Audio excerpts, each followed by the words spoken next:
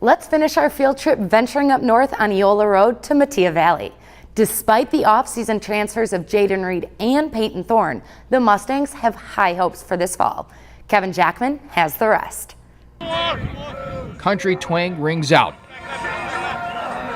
Intermittent whistles break up the doldrums of a late summer afternoon. You might hear one blow, and then two or three follow in short order. Step out onto the field at Metea Valley, and the reason becomes pretty evident. The defense, they play after the whistle. I mean, the whistle doesn't mean much to them out here. It takes me to blow the whistle 4 or 5 times to get them to stop. Ripping at the ball and pushing guys around. Yeah, we haven't had an issue of getting them to be physical in practice. It's to the point now we've got to kind of find ways as coaches to kind of rein them in a little bit. So that's a good problem to have. A season removed from a 3-6 campaign, head coach Ben Kleinhans sees his team lacing up the boots, putting on the hard hat, and getting to work. I think they just want to prove everyone wrong.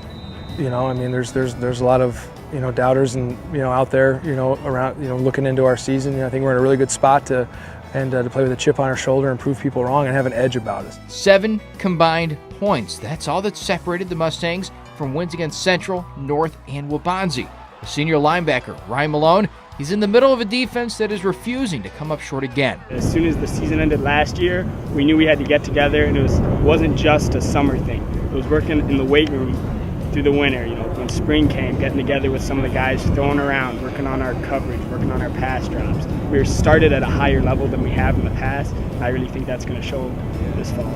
Metea Valley gave up the 3rd most points in the regular season in the DVC. A renewed focus, though, aims to curb that trend.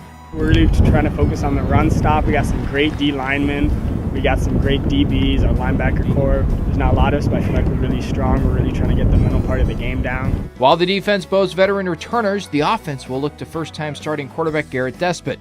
A converted receiver, the senior is now taking over the reins. Feeling good. It's very exciting to get out there, finally on that Friday night. So I think we're ready. We're getting there. Still got a lot of things to clean up, but we're excited. All summer, we viewed every rep as a learning experience, from a positive standpoint or sometimes a negative standpoint, and where he's got to get better. So he's really been a sponge that's kind of soaked up the offense, and he's at the point now where he knows what everyone's supposed to be doing and everyone's role, and the guys have confidence and looking to him if they have questions. He's going to surprise some people. He's going to put us in position to win games, and that's really all you can ask for your quarterback. As for the backfield, once occupied by track star Alonzo Taylor-Jones, the Mustangs now have to lean on a pair of horses. We tend to have running backs, and this year's no different.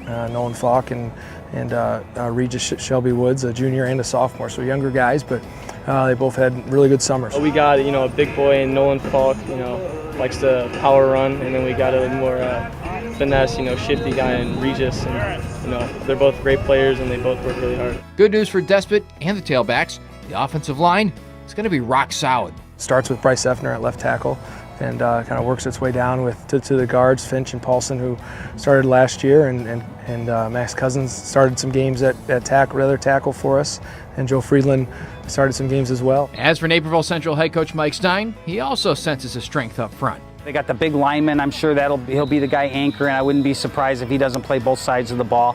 I know that they have a very good running back.